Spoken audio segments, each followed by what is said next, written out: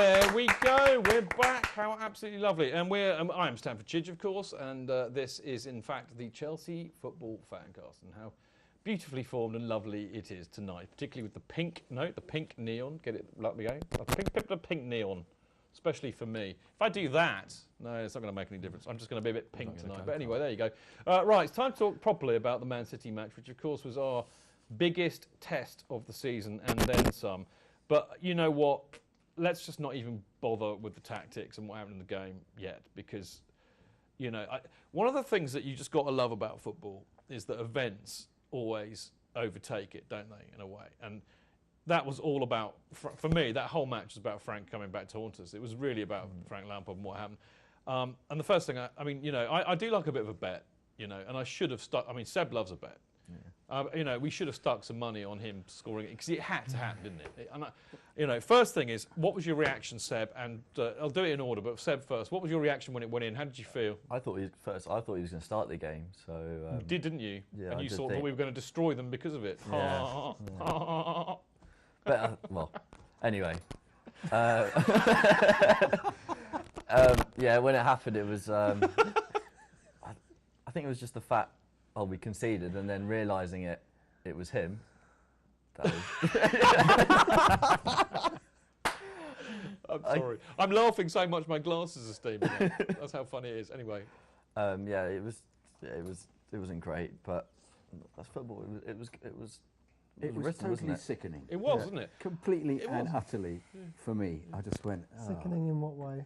But it was sickening that it was. Well, I was sickening that it was 1-1. It was sickening that Schürrle let Milner in. Milner had a fabulous game, by the way. It was quite disturbing, actually. In 4 different positions. Yeah, exactly. Yeah. So it is frightening. But he was. Now we know why he's won 50 caps for England, because I had been asking that question. But he was completely well. But also, why hasn't he shown that form when he plays for England? Because he's never done that. But no, I was gutted because of the goal, obviously. But you've got to give it to Frank.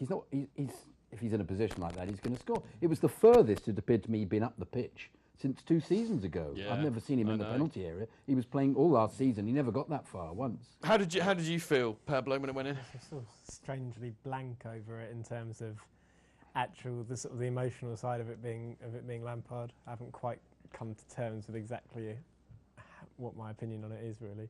But I mean, I don't hold any grudges at all. No. Well, I mean, we'll get onto that in a minute. I mean, I totally agree with each other. I actually felt physically sick. It was like watching, you know, a really decent bird that you used to go out with, or an ex-wife getting stuck by the person you hate most in the world. It was awful. I just felt that horrible. Well, I didn't go that far. I didn't feel sexual feelings. But that's the difference between you and me, Jonathan. I feel sexual about a lot more things than you do. Yeah, it's true. But and I'm not the one holding the football. No, indeed, I have to cover up the lack of sexual. Have you got a semi? Anyway, you know, I did feel physically sick when he scored, and that was articulate. I had this a friend of my wife's from America. Who's a girl, and she likes soccer. She likes Chelsea. She likes the Chelsea. But she's great. She really loves her football, and she was watching it with me, and I don't think she's ever seen a reaction during a football match quite. Well, I don't think she's actually heard those kind of expletives uttered in quite that rhythm. I expleted in the same way. Actually. I was really gutted, but I mean, okay, moving swiftly along. I mean, there's been a fascinating amount of stuff on Twitter. If you were at the game, you would have missed a lot of this, but last night it was going mental. What do you think about the chanting of his name and applauding him during the game? Because a lot of people, Tim Rolls, believe it or not, grumpy old man, and actually a lot of my older mates that go, you know, have all been very, you know, shouldn't cheer him during the game, shouldn't clap him during the game, you know, before the game's fine, after the game's fine, but not during the game, you know. I have to say, I kind of understand where they're coming from. I really do understand where they're coming from, but for Frank, it is different. Absolutely different. The emotion of it is different. I don't think it lessens the strength of feeling towards him by not singing in the game. Yeah. And like, I mean, whilst he was off the pitch or whatever, fine and everything, but I mean, I didn't hear, and a lot of people who were there said that they actually didn't hear anything immediately after the goal or anything like that. So I mean, I don't know whether or not that. I've heard a really good. I want to pick up on what you said in a sec, Jonathan. But I heard a really interesting thing that somebody was saying that. You know, they were cross because a lot of the supporters were singing straight after he scored. Now, I've heard alternative views on that, which is that City fans doing what they always do, nicking one of our songs, were all singing Super Frankie Lampard. It was the City and I fans. think a lot of our supporters started singing to kind of re-own it, you know, maybe. Yeah. But anyway, what were you going to say? After the goal, they were dumbstruck. Everybody was dumbstruck. Well, yeah, as was I. I just sat there going, I can't believe it, I can't believe it, I can't believe it. But I think it's completely different. It's unlike somebody who then, plays for a few years and goes and joins somebody else. He is. He's the greatest player we've ever had. I agree with you completely. The greatest player ever. And I can't.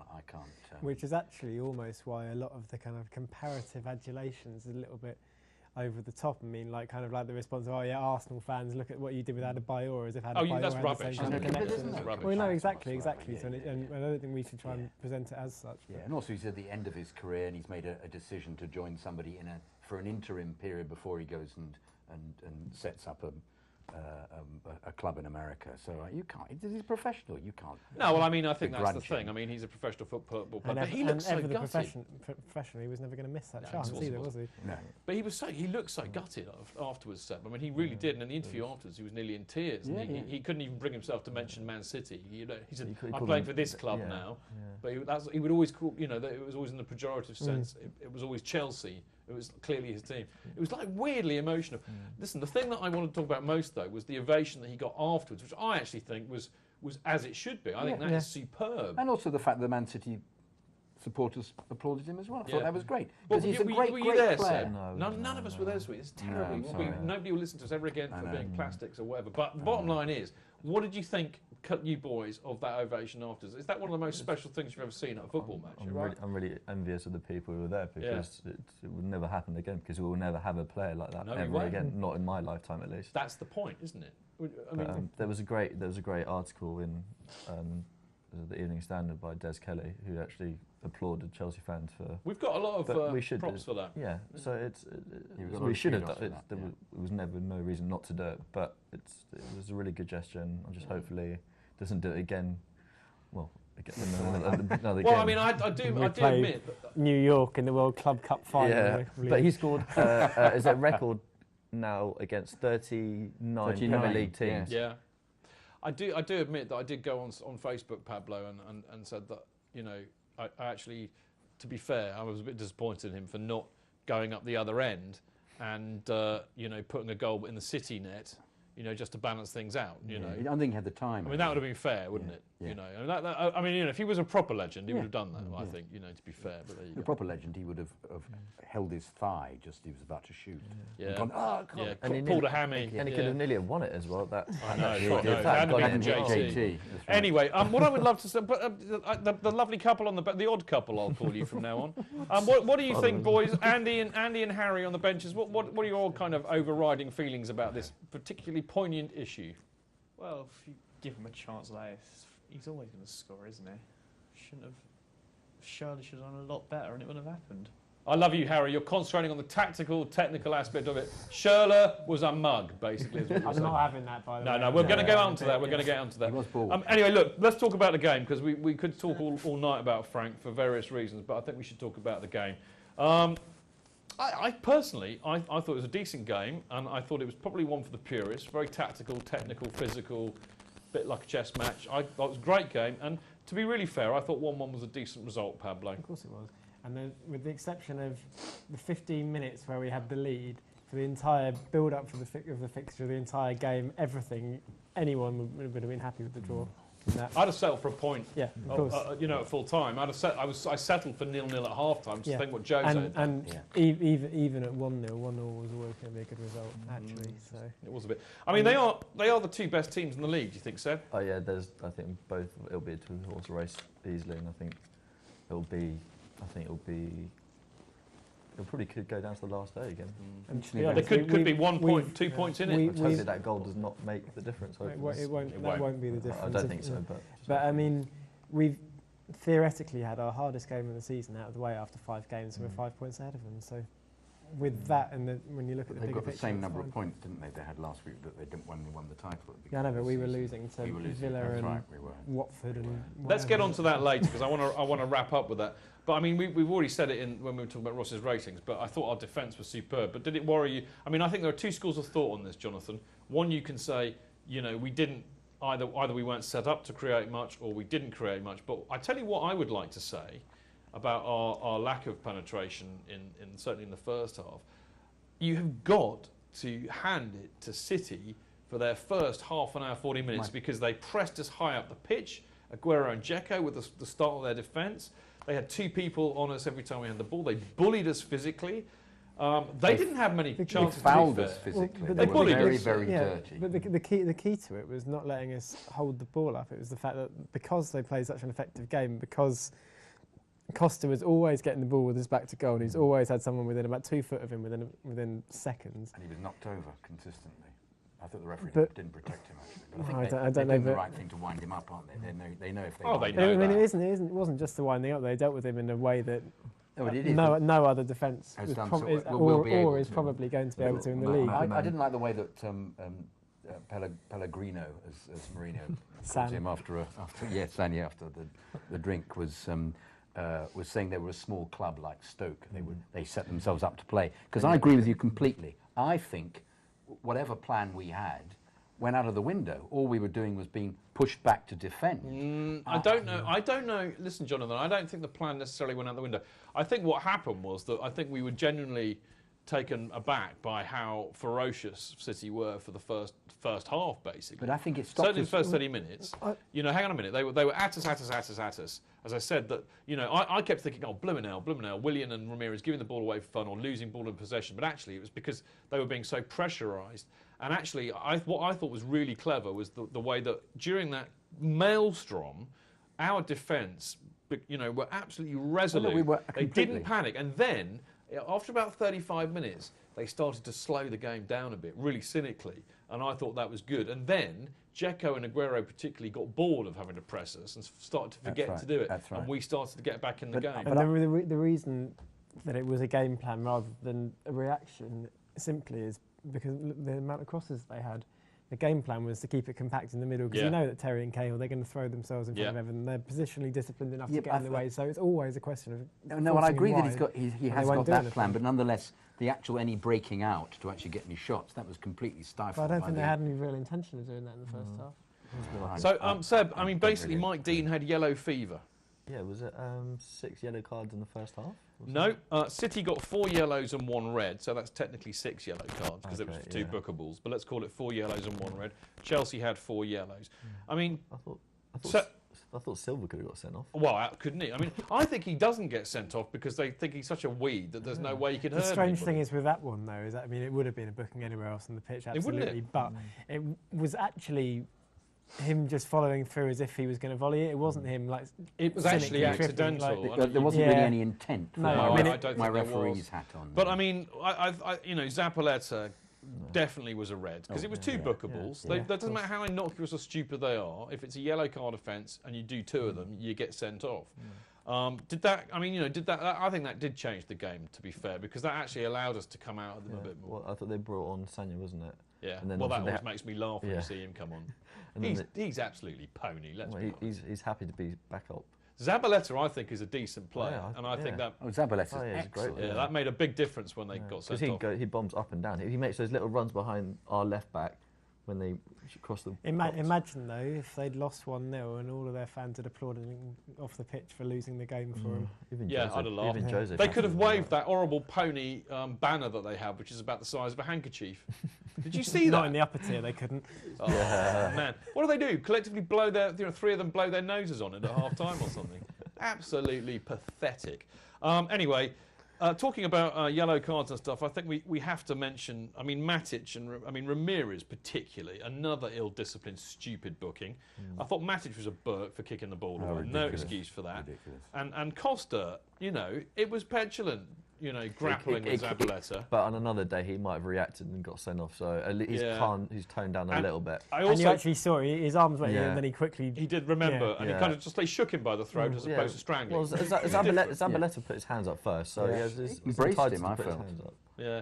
He did. It was lovely. They do that in Brazil. They do. This is South America. If Suarez, through South American, can call people all sorts of objectionable racist things, then surely Costa can shake you by the throat. You watch him when Zabaleta put his arms on him, and it was basically like the kind of release you get taught in like self-defense training, and it came in like that and pulled his arm away. Just talking about Costa though, Pablo, I think actually, to be fair, he showed remarkable constraint or restraint even, because they were kicking him up in the air for fun all game, and bullying him or trying to bully him and wind him up. And actually, I thought the battle between him and Company was just brilliant. Yeah. Two absolute heavyweights of football going at it. That one they had in the corner. That was brilliant. I love that. I love that kind of football. Oh, the crowd cheered. I love proper football. But should we worry about a little bit of petulance and indiscipline from all of that lot? The team in general.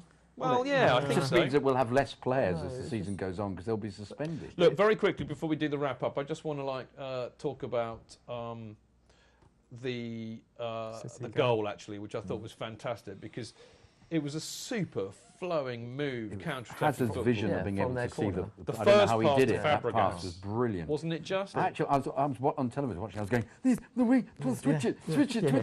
I did too, Jonathan. Actually, no, when he got the ball, I went Fabregas. Because actually, there were quite a few times in the first half where particularly Ramirez had a load of space behind Mangala and nobody saw him.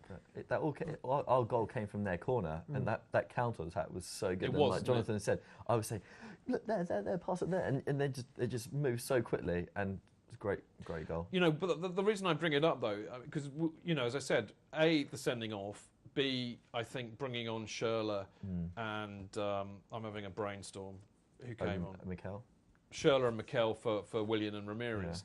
Was an excellent trick because actually what it did, I mean, what I think for me the most important thing was the fact that it put Mikel next to Matic and it pushed Fabregas up to effectively the number 10 role because Willian had been playing the number 10 role.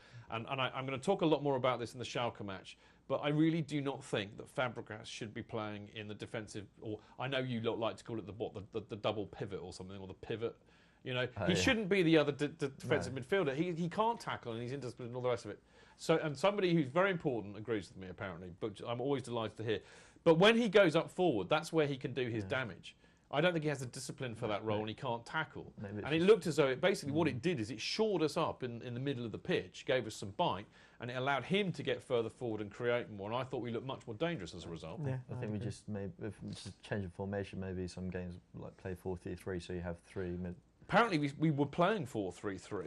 That's how we started. I should have apologised for that on my ratings, but I didn't have enough time to move them in the right position. But I mean, ostensibly Ramirez was the right midfielder. Yeah. I reckon he'd have stayed on if he hadn't got a stupid booking. Actually, I thought he was. All right. Well, look, as I said, I want to talk more about that in the Schalke game because I think the whole Fabregas issue is perhaps equally pertinent there. But before I do, 2 points dropped or 1 point gained, Jonathan.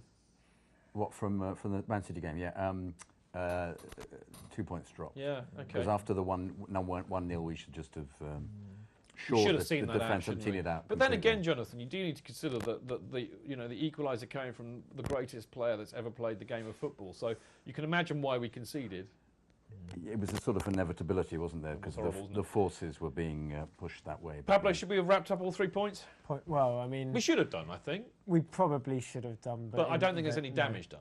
None at all. Yeah, None at all. exactly. That was the hardest game of the season. We got something from it. Yeah, I think we did drop 2 points only because we were playing 10 men and it was ours to lose really. But I think the bottom line is, and I should really sum this up because we're going to go to. I've got some lovely bloke called Ross screaming in my ear, but the bottom line for me is that we're still unbeaten. We're top of the league. We've played the second best team in the league away. We're 5 points ahead of them. We're 4 points ahead of Arsenal, who are probably our next best rivals. Liverpool, United and Everton are absolutely nowhere, and how comical were United and Liverpool's results this weekend. And I think basically all in all, as my school teacher's report with my school teacher glasses on, is that Chelsea passed the test this weekend. And I will leave you with that lovely thought as we go to a little break and we'll see you in a few minutes.